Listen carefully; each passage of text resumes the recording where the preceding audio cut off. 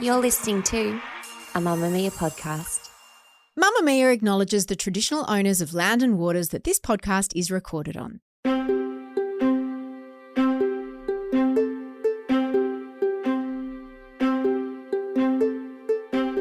From Mamamia, I'm Mia Freedman and you're listening to No Filter.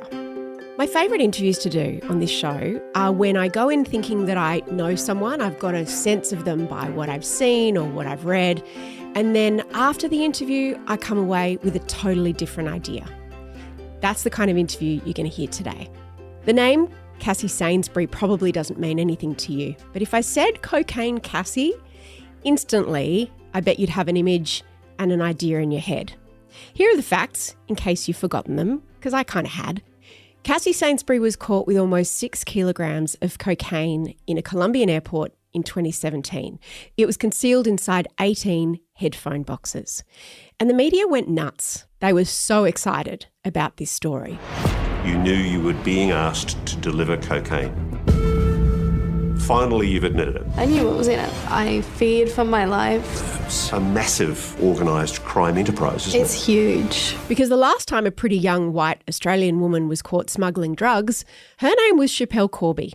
It was back in 2004, and she spent 10 years in a Bali jail and was responsible for countless interviews and stories and a huge amount of media coverage and public interest. She'd been released 10 years later, just 3 years before Cassie was caught with drugs. So the narrative was written instantly. Silly young girl, serves her right. Why on earth did she think she could get away with it? Cassie pleaded guilty. She was sentenced to 6 years in a notoriously rough women's prison in Colombia, and the conditions were pretty shocking. This interview is about what happened to Cassie in jail and what happened afterwards. She went into prison engaged to a man. That relationship ended and she got engaged to a woman. She was stabbed, beaten and threatened. She spoke not a word of Spanish. She made enemies and friends and she fell in and out of love. She was terrified and defiant and determined and incredibly smart. Her resilience was next level. And 3 years later, she was released into a completely different life, which she has embraced. Put your expectations and your preconceptions aside and enjoy this conversation with Cassie Sainsbury. Cassie, do you remember, I'm sure you do, your first night in prison? I do remember that. That was a horrendous night. I think it was actually quite daunting going into prison to start off with. And obviously already knowing that I was looking at a 30-year sentence. And I walked in there and I was looking at the people and I'm thinking, why do they look so comfortable? Like you would see women who looked like they were having the time of their life. And then I'd see like women walking around with babies. And I was like, what is going on here? And obviously later I found out that there are women who are pregnant in prison actually give birth there and the baby will stay with them until they're probably 3 or 4 years old. Oh, wow. Which is a bit hard on a child to grow up in those circumstances, considering they're basically paying a sentence with their mum without even realising it. When you were arrested at the airport, how long were you at the airport for? I was arrested and immediately I was taken from the airport in Torres to an anti-narcotics centre, which is basically off of the airport, which I stayed there for 48 hours, which in that time I was given my accusation hearing. And then from there I was taken to a men's retention centre. Oh, my goodness. If I thought, it wasn't scary enough, that was no words. It was just quite daunting being there and being the only woman. Were you safe there? Like how many men were around? There were at least 100 men. There were moments that it was quite questionable whether I was actually safe to be there or not, considering I didn't speak the language yet in this area because it's basically underground, this retention centre. Police don't care. They actually help the other people that are there get drugs, smokes, marijuana. And so they're all smoking and I have quite severe asthma. And I just had an asthma attack. And the police were basically saying that they wouldn't help me unless I paid for help. In the movies and on TV, when someone's arrested, they're allowed one phone call. When you were arrested and you're at the airport, I assume they took your phone away. Were you allowed to contact anyone? I was quite lucky that one of the police officers who were looking after me, I think he kind of had a bit of a soft spot for me. And he actually let me use his phone and his Facebook to get in contact with my mum. And obviously at that time, my nana actually replied saying, you know, what a sick joke you're playing on us. Why would you say that you're locked up in Colombia?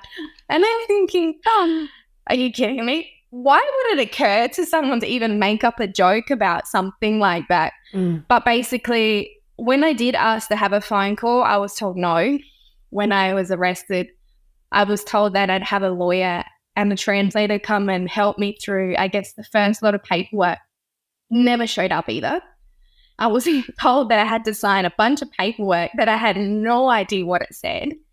And then basically, then I was just shipped off wherever I was sent. Where did your family think that you were? My sister knew I was in Colombia, but at that time, I did not have a relationship with my mum or my dad, really. I was quite out on my own. I've always had my differences with my mum. Did your sister or any of your friends know what you were doing in Colombia? No, no one knew.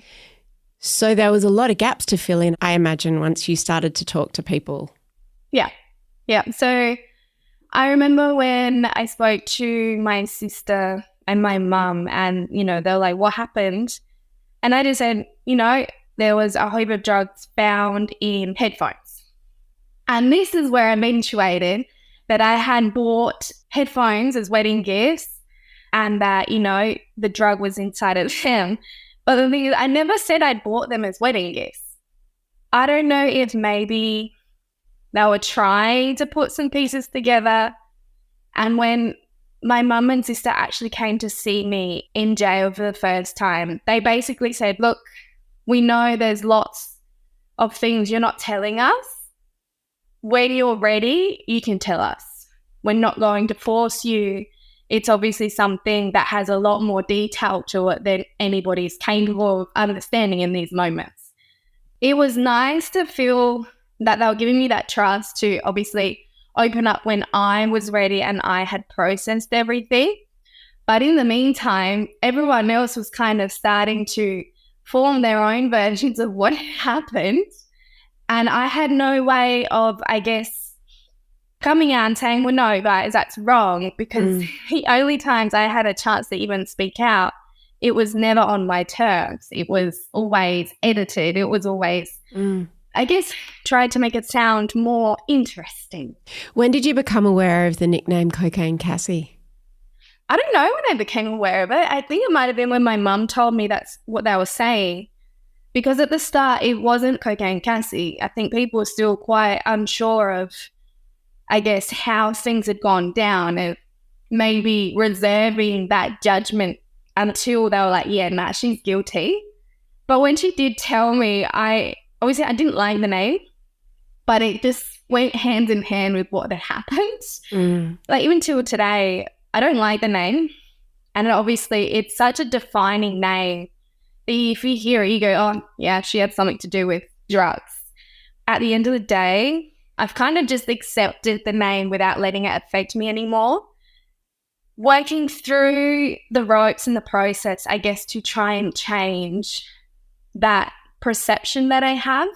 It's not easy, but I mean, even if it's one person out of 100 that I manage to show the real me, it's just worth it because I'm not a bad person. And you know, I did make a really bad mistake, but I'm trying to, I guess, show people that one mistake doesn't define you. It's funny, I've watched interviews with you before over the years, and when you've been asked about that, about the Cocaine Cassie thing, you've had different reactions at different times. Like you've been irritated, you've been angry, you've been mortified. And now there's like a lightness about you. It's like you've kind of accepted it and you'll laughing at it because it doesn't sting like it used to? Is that why? Yeah, I think so. I think probably the first year and a half, or probably, a year and a half of my journey through all this, I was so angry. So angry. With who? With myself, with the other people that were involved, I guess as well with the justice system. Like, I was just angry at everyone and anyone. And I had lots of differences with my mum, with my ex-boyfriend, with my lawyer. And I was just constantly angry. In any of the first interviews or when I was on camera and I just look dead in the face, it was because I was so angry. Yeah. And I remember walking into my first hearing, and when I saw that it was full of media, I was like, why? Why would you even try and get the media involved? Like, why? That was the only thing that was going through my head. And a lot of the deals that were taking place, I was kind of just thrown in the deep end. Like, there was no benefit out of it for me. It was purely, well, you've got to do this interview and it doesn't matter the circumstances, just do it. But who was doing those deals? My mum was pretty much behind a lot of those deals. Okay. So that's when people come out of the woodwork and suddenly start seeing the opportunity. Did you know, I mean, obviously you're old enough to have lived through the Schapelle Corby story. I can't actually remember when it all happened, but obviously I had heard little bits and pieces about it because I've never been much into watching news or anything. I don't know why. It's just never been something that I've enjoyed. Obviously, after being arrested, that's all I would hear is the comparison between her and myself. And I think obviously in that moment, you feel what that other person would have felt in those moments too, because whether, you know, you did it or you didn't do it, you've got the whole world that's coming down on you. You're physically finishing a sentence that you have no human rights, you have nothing. And then when you get out, you've got a whole nother journey waiting for you where the society is very unforgiving. It's very difficult, I think, as someone who has done time to find their feet because we become so accustomed to a routine and to, I guess, a treatment that we receive that you kind of don't want to be around anyone. And you don't want anyone coming close to you, don't want to talk to anyone because you can't talk to anyone in jail because you don't know what will be used against you. So back to when you arrived there, what are the conditions like in the jail you were sent to? And is that where you spent your whole sentence? So I was moved around quite a bit. I think I had a personal living tour of the jail more than anyone. I was taken to Yard 1 when I arrived, which is basically, back then, was where all the newcomers would go and then they would be sorted into different yards, determined through the crime that they committed. So you could say it's organised. It used to be organised, better said. Basically, they would try and keep foreigners and not so much life-threatening people together. And then obviously you've got your people that were quite dangerous and then consumers, minor offences. They did try and split it up, I guess, but they also judged it on the appearance of yourself. So if you were quite, I guess, rude, aggressive, didn't go well with authority, you were already going to a bad yard. And I guess at the time, that organisation was good. It wasn't always like that. So from Yard 1, I was sent to Yard 5, which is supposedly the safest yard in the jail, which was actually where I had most of my run-ins with people, which is also where the photos were leaked from. What photos were leaked? It would have been in May 2017. A photo was leaked where I was next to two girls and I was smiling. I think this shows how gullible I really was, because one of the girls, her name was Julie, She came to look for me and she's like, no, we know you don't have much clothing at the moment, so we want to give you some so you have something to change in. And at that time I was like, do I really smell that bad? Or so I went up. She lived on the 4th floor. And when I went in, there was another girl there and they pulled out this bag of clothes and they're like, you should try that on, see what you like, take it. And when I turned around, they had a phone. And in my head, I was like, oh, we have phones in jail now. Like, I hadn't seen one yet. And they're just like, oh, it's her birthday. Can we get a photo with you? I thought, oh, that's weird, but all right. Sat down, took a photo with them. Next minute, it's all over the media that I was having the time of my life in jail. It was on the weekend. So on the weekends, there's visitors that come in and out. And while the visitors were lining up outside, the media had actually convinced some of the families to get photos and they would pay for photos. And actually, this was obviously quite when it was all very fresh still. And they were actually paying guards to try and get footage of me inside. And one of the guards got caught and was fired on the spot. So the Australian media did a good job on that one. Were there other foreigners there when you were put into Yard 1? There were actually a lot from Mexico, Italy, Germany, but there weren't many English-speaking people. Who did you gravitate towards? Because is the instinct, I've got to find some people, I've got to make some alliances? I was always quite lucky that I was always drawn to like a mother figure. So when I got to Yard 5, the lady that I happened to be living with in the cell, she took me on straight away and she was like, you know, she gave me a whole heap of, I guess, personal products, deodorant, soap, because you don't get given any of this stuff. And when I was moved to a different yard, also another lady kind of took me on as a mother figure. And she was trying to, I guess, show me the ways of not trusting people. Because it didn't matter what yard I was in, something would always happen. So in Yard 7, where it was maximum security, which I was moved to after I had obviously been threatened, the photos were released, someone stole money from me. In the cell, we were actually in isolation. So each person was basically in solitary in this yard. And they would say you can pay to either get a radio in. If you want, you can get a TV in, purely so you don't go insane. I thought, oh, I don't know how to do that because I haven't got anyone in Colombia to actually go and buy these things. And there happened to be one lady who spoke English. She used to live in Spain. She was from Venezuela. And she's like, oh, I've got someone who can help you outside. You just need to transfer this to this account. And who fell in the trap?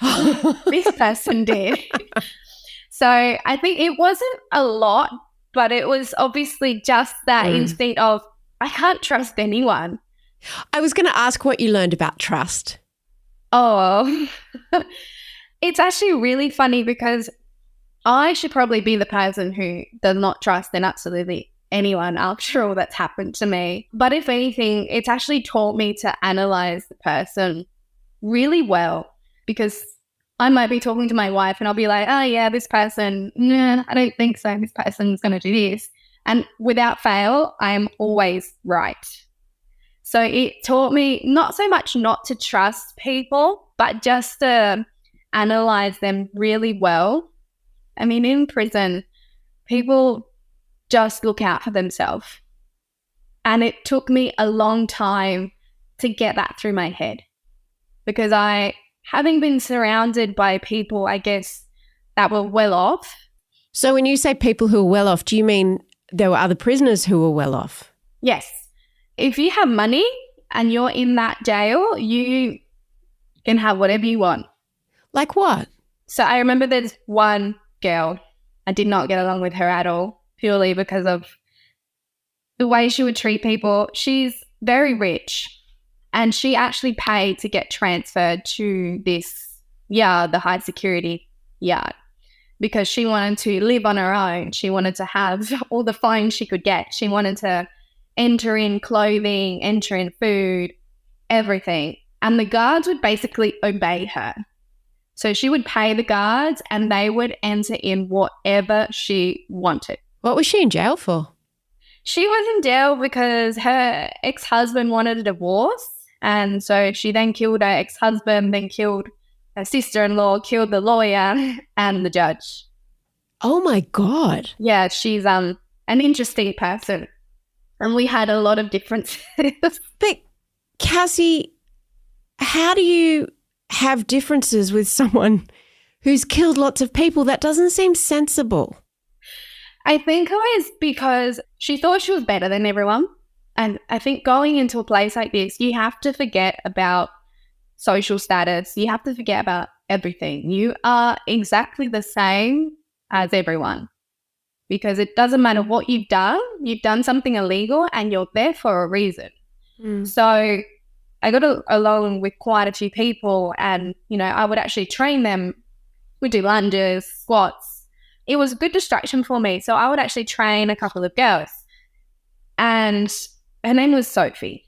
And Sophie's come up to me. She goes, I'll pay you triple what they're paying you if you train me. And I've kind of looked at her and I've gone, I don't need your money because I'm not asking for money from anyone to train them. And I said, that's what you do when you want to actually hang out with people and be a decent person.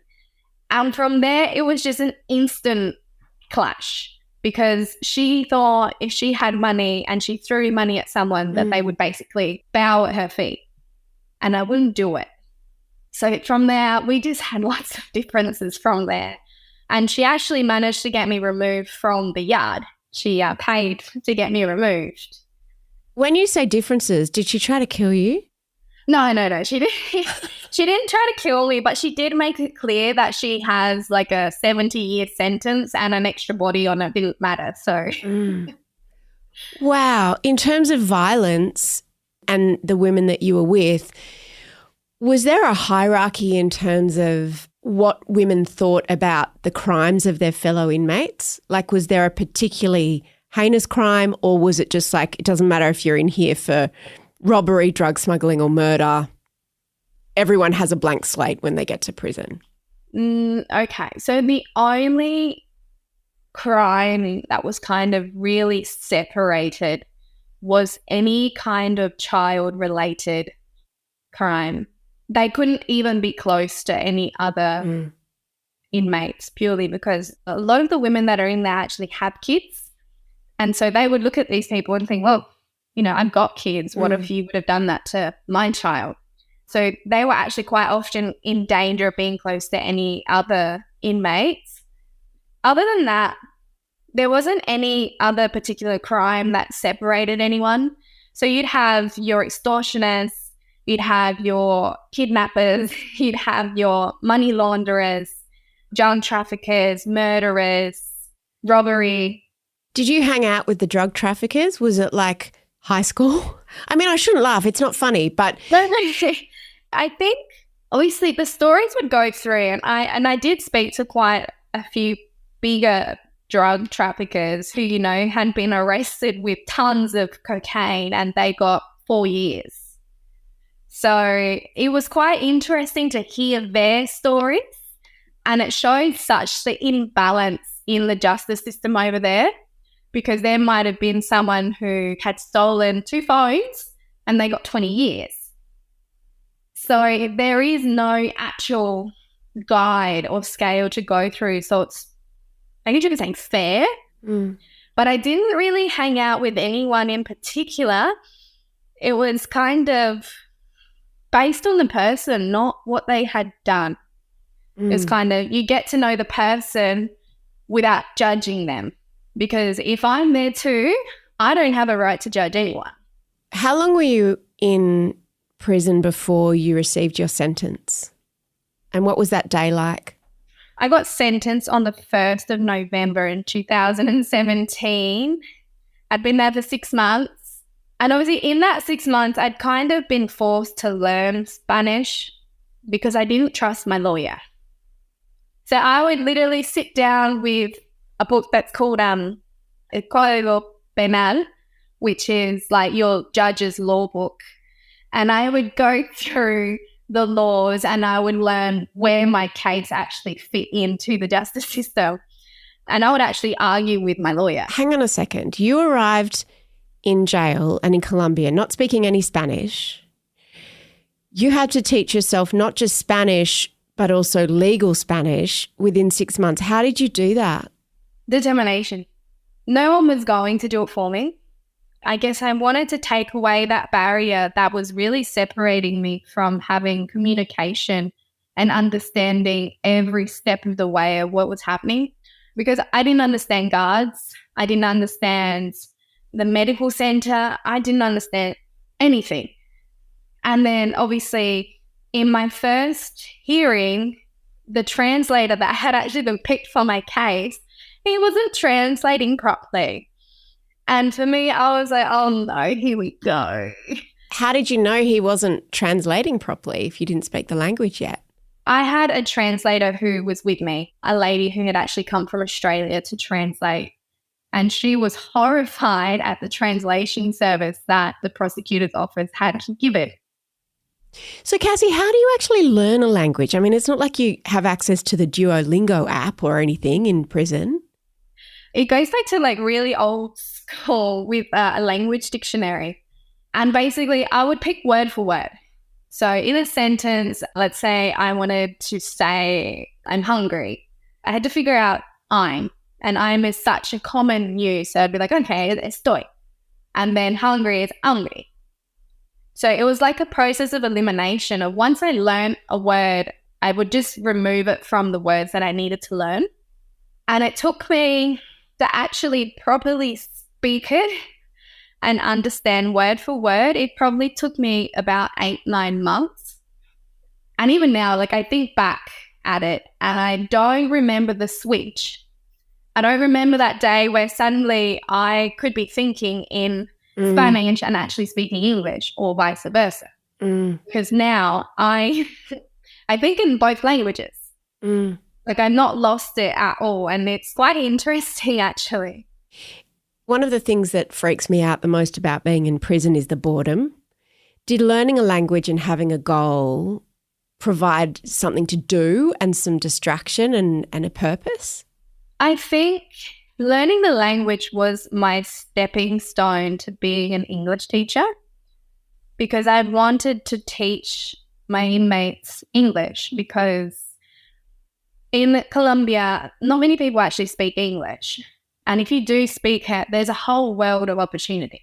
Like it lifts you up in the social scale, in the working scale, everything. So I really wanted to, I guess, try and help them find a new path when they left using the English that they had learned, so they didn't feel like this time in between had been kind of lost, or they'd leave thinking, oh, what am I going to do now? So my purpose, I guess you could say, actually became helping people inside jail. So I would teach them English. I would actually help them write their legal letters. It was really funny, actually, the foreigner helping them do legal letters. Like, that's how well I'd actually managed to learn the language. I couldn't just speak it, I could read it and I could write it. So the amount of people that would come looking for me just to sit down and have a chat and, you know, try and have motivation to get through another day, it was a lot. And so it felt like my time there, I had actually used it well. So not only to reflect on my own problems, on my own issues, to actually be able to invest that time and I guess help other people find a good way to deal with what happened as well. When you discount, you have to leave your yard and go to, I guess, school, which is inside the prison. What does discount mean? Discount is when you work to reduce your sentence. So in that sense, if you don't discount, you can't leave your yard.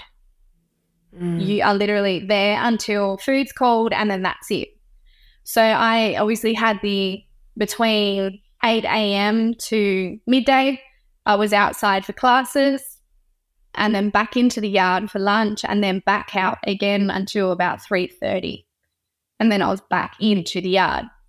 So obviously that distracted me quite a lot, but it also gave me that movement through the prison if I needed to submit paperwork, if I needed to speak to the director. So that in that sense, there was obviously that with discounting, which allowed one to move more. Up next, Cassie talks about the day that she was sentenced to 72 months behind bars. She talks about how people have sex in prison and the very public marriage proposal that she really didn't want. The day that you received your sentence, what was the sentence and how did you feel about it on that day? So I received 72 months. In Colombia, they always say months. They don't say years. It's more daunting for me anyway. A 6-year sentence. The prosecutor had told me that he had requested in my file that doing discount jobs, I should be allowed to be released after 2 years on probation, which was purely just one of his tactics to get me to sign the plea deal, because it didn't happen like that at all. In part of it, I was still quite annoyed that my only option had been to sign a plea deal because my lawyer did not want to go down the other road. He refused. The other road being what? Being going to trial and pleading not guilty? Yeah, he didn't want to go to trial. He didn't want to invest money in investigators. So I kind of felt like I didn't have an option there. And then at the same time, I guess I knew the time that I would have to serve. So there was kind of that, okay, mentally, I know how to prepare myself and what I need to do if I want to get out on probation or whatever was available. It was really a mixed feeling. And I remember going back to the yard and I was crying. I never cried in front of anyone. I always cried when I was alone. Why? Because I didn't want, in particular when obviously media, I didn't want them thinking that I was victimizing myself or trying to make people feel sorry for me. So I never showed emotion in front of the media. I didn't want my family seeing me in that emotional wreck either, because it was hard enough seeing, a family member in those circumstances and then to see that mentally they're not coping. I couldn't do that. But then when I got back to the yard, I was crying. I was frustrated. I was sad. And I wasn't seeing that clearness of, okay, all right, Cassie, get yourself together. You need to work out your plan now. I was in that moment of, 6 years, 72 months. And you'd go through, and I think in days, it was 3,000 or 4,000 days. The lady who had kind of taken me on as a mother figure, she came in and she's like, don't cry. She's like, you know what? It's going to be fine. You're going to get through it. You just need to process what's happening and then just do it. And I was thinking in the moment, well, thank you for that advice. That makes me feel so much better in this moment. But I think something that really helped me push through that mental block of, 6 years was the fact that as bad as I felt that I had life at that moment, as bad as I felt that my situation was, there was always going to be someone who was going through something so much worse. I didn't have children. And that was something that I really focused on. I didn't have children. There was so many women there that have children outside, abandoned because no one could look after them. They would have to give up their rights as parents, put them in the foster system. That's where it came from, wanting to help people, because I thought, I went through some pretty crappy things, but I'm okay, So it was like, if I can help them just feel good for a day or a moment, they're the little things that allow us to just move forward and take one day at a time. Because that's all we can do there is one day at a time. When you went into prison, you were engaged to a guy called Scott? Yeah. How'd that pan out? Well, it didn't last very long, purely because I would call him, I guess, wanting to have a normal chat, right? A normal chat about life. And, he would pile on all his problems outside. While you were in prison in Colombia? Yes. And so he'd be like, no, this is happening, I need this. And I'm thinking, oh my God, like, I can't deal with all of that. Like, I'll be here as much as I can. And then he would ring me up to complain about the problems with my mum. Do you get phone privileges? Do they listen to your phone calls? So for each yard, there is one phone that allows incoming calls. So you might be there for like 3 hours trying to actually get a call to be accepted. Or the other option is we can buy phone cards, and with that you can call out.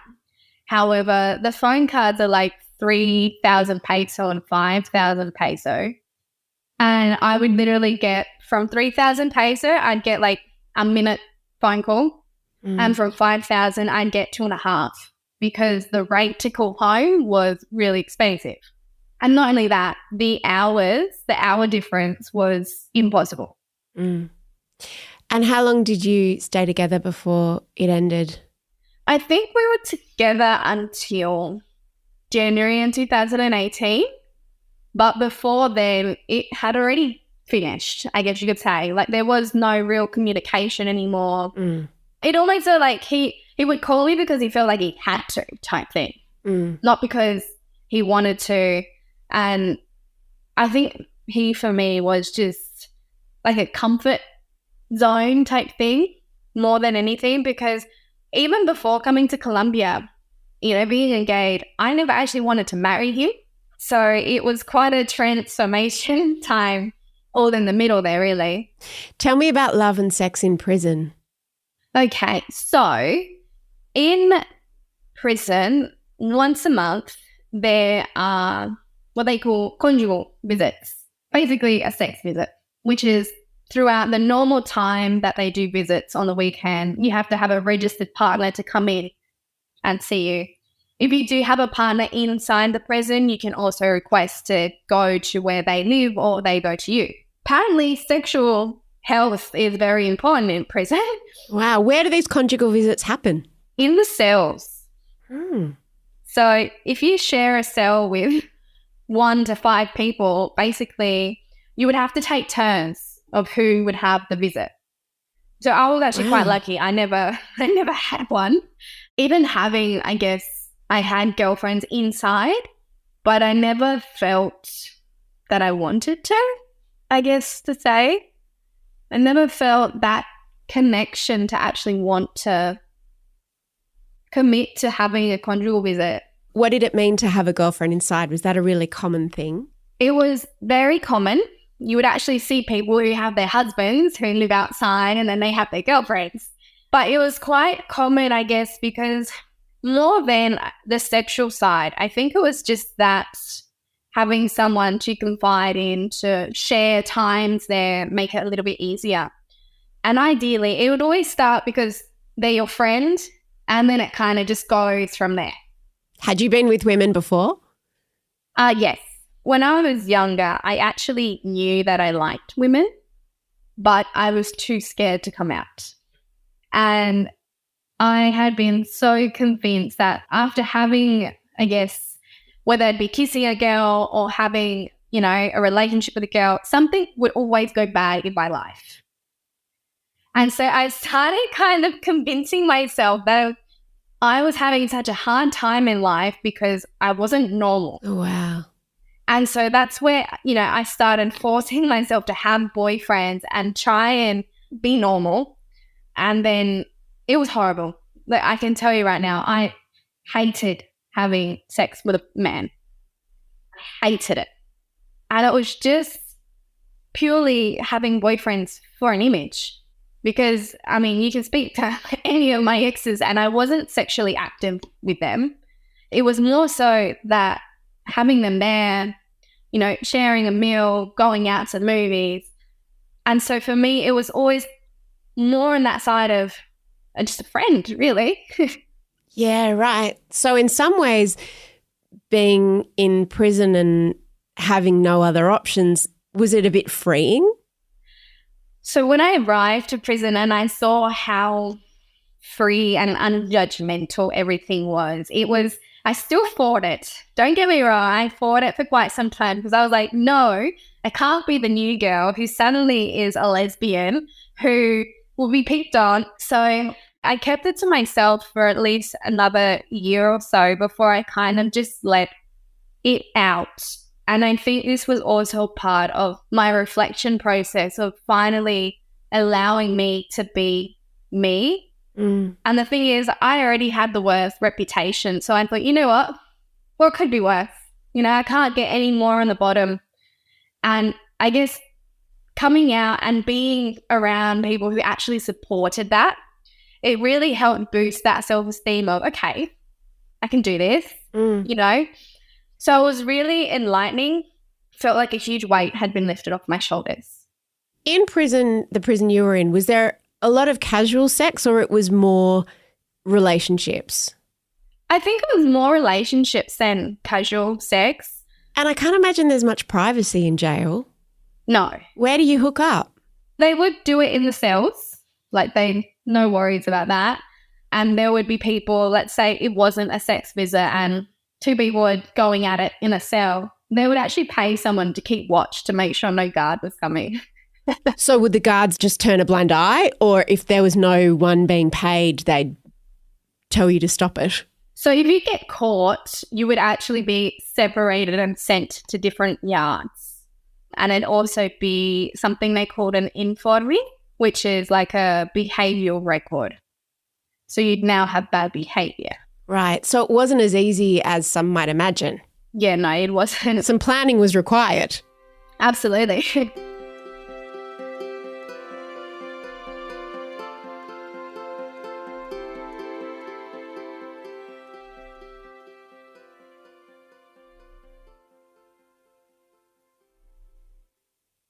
You got engaged in prison, and for reasons that I can't explain, I've seen the video. Someone took a video of it and it was leaked or sold, I should say, no doubt, to the media. Tell me about Jolie. So this one was an interesting one. We were friends. It went from friends to casual kissing, and then I guess relying on that friendship until one day we had actually come back in from the exercising that we were allowed to do, and she was being really weird. And then she's like, you can't come out and sell. Oh, okay. And then when I did come out, there was this huge poster. We married me. I think, everyone in the yard had literally come to watch this. I can't think of anything worse than a public proposal. I had not actually considered marrying this girl, and now I've been put on the spot of, will you marry me? How long had you been together? I think we would have been together maybe 4 or 5 months. Right. And so I've come out and she did this whole speech, and I kind of just looked at her and I looked at everyone and I go, yes. Because I didn't know what to do. And I thought, you know what, if I can leave here, okay, I'll leave this area. No one will ever know. And then when we went and told you right, I said, I don't want to marry you. Right now, we are in such an enclosed environment. We don't know what will happen when we go outside. The relationship will be completely different. And she's like, no, it's fine. Just look at it as a promise ring. She knew that I wasn't going to marry her, but I guess kind of went along with the idea of it, which was an error in this time that I guess I didn't realize that I was falling into that, because we were not good for each other at all. She's a very toxic person. Being with a woman, you expect to receive the same treatment that you would give them, not the whole, I'm better than you need to do what I say type thing. So at the start, she was a really nice person. And then probably when she thought she had control of me, completely changed. You were released from prison early. When did you find out that your sentence had been reduced and you were getting out? So I had a meeting with my judge. It would have been in December 2019. And I actually wasn't going to talk to her. We didn't get along very well. Her son had had an overdose on drugs and unfortunately passed away. So she was quite harsh on any type of case that involved drugs. And the first time I'd ever met with her, she's like, you know what, don't bother coming to see me. It's 6 years. That's it. So why would I bother going and talking to her again just to be let down? So when I went and saw her this day, it was the end of the day. And someone was like, why don't you just go and talk to her? You know, she's in a good mood. And I thought, oh, yeah, what's a good mood going to be with this lady? So I thought, all right, gone in there, sat down. And she goes, hi. Hi. She goes, do you speak Spanish yet? I said, yes. That's how long I had not seen her. Wow. I had not lost any false hope in going to see her and waiting for an answer that I knew I wasn't going to get. And she goes, what have you been doing? And I pretty much just told her, you know, that I've been teaching. And she brought up my file and she's looking and she goes, oh, you've got a fair amount of discount. And I thought, oh, yeah. I think I had maybe like 8 or 9 months that I'd managed to work up over 2.5 years. And she goes, you know what, Cassandra, because they don't say Cassie over there, it's all full name. So why don't you just send me in your paperwork? And I'm going, oh. And I'm thinking in my head, I'm doing the maths. I'm going, I don't have time yet to do that. So I thought, okay, thank you. And I left. And I didn't send my paperwork in. Why? Because I knew by law that I had to have 3/5 of my sentence to be considered for parole. And I didn't have that yet. And I did not want to be let down by sending it and then her going, oh, no, sorry, can't do it yet. So I thought, okay, I'm going to be smart. I'm just going to wait the extra time and I'll send it in when I do have time. So it was in February. In February, I managed to sort out everything that I needed to legally ask for parole, send it in, and then I didn't hear anything at all, nothing. And the prison was always making up excuses for not sending paperwork that the judge needs. So they have to send through your behavioural report, the discount report, and there would always be, we don't have any paper, we don't have any print ink, the internet's down. Like getting out of that place, they make it impossible. So when obviously the judge actually subpoenaed my documents because they realised that it was taking way too long. And then I think it was in March, towards the end of March, and they just started calling every day. Calling judge's office every day. I thought, you know what? I'm just going to be a pain in the ass now. So I'd call her and the assistant be like, no, nothing yet. And then it so happened the last weekend in March, I hadn't called him a few days. I don't know why. Hadn't called. And I woke up on the Monday and I thought, you know what? I'm just going to go and call. So I'm called up the office and the assistant already knew my voice. And he's like, hi, Cassandra. I'm like, I'm just checking to see if anything's been approved. And he goes, yeah, it's been approved. And I'm going, what? And like, it took me like time to process that. And he goes, it's been approved. And I said, no. I'm like, don't kid about these things. He's like, why would I joke about this? It's my job. Oh my God. And I'm like, well, I didn't mean it like that. I'm just trying to process it. He's like, yeah, you need to organize your bond caution, which was about, I think, $2,000. And then you need to send the receipt to the judge's office and then they will issue the freedom slip. Okay. Freedom slip. Yeah. And I didn't tell anyone. Why? And I went back to my cell and I just sat there. Oh. And I was kind of picking the people that I was telling. So I've gone down to the lady who had received me the first time in that yard. And I've gone, you know what? I've just been told that my parole's been granted. And she started to cry. You're leaving me. You're going to leave me alone. You're going to forget about me. And I'm thinking, no, it's not the case. I'm like, if anything, I can probably help you more on the outside than the inside. And then obviously bit by bit people started to put it together because people were coming to visit me and they'll be like, oh, can you leave me this clothing? Because the idea, obviously, I didn't really want to take anything that had been inside there. It was kind of leaving anything, I guess, with that kind of energy there. And then time went by and I had a friend on the outside now and I'm arguing with her every day because I'm thinking, why it's taking so long? And the poor thing, like she was trying to do. A friend that you'd made in prison who is now released. Her name's Crystal, And when you'd spoken to the guy on the phone, had he given you any indication of time frame? No. And the thing is, we were in Colombia at that point, we were actually about to go into quarantine for COVID. So I had days to get this organised or I would not have been released. Oh, wow. Crystal running amok outside. She went and did the deposit for the caution, took it to the judge's office, and then nothing happened either. And so I started pressuring the guards from the inside as well. And I said, you know what? It's come up on the system online now that it says that my freedom slip has been issued. And there's a law in Colombia that it says once it's been issued, they can't keep you for more than 24 hours because then it comes kidnapping. So it's nice to know these sorts of laws. Once you some of the guards are saying, no, nothing's come through yet. And then one guard who I got along with really well, she hated me when I arrived, but by the end, she absolutely loved me. And I said, look, it comes up in the system that it was sent. It was Friday now. She was, look, I'm going to have a look, but I can't promise you anything.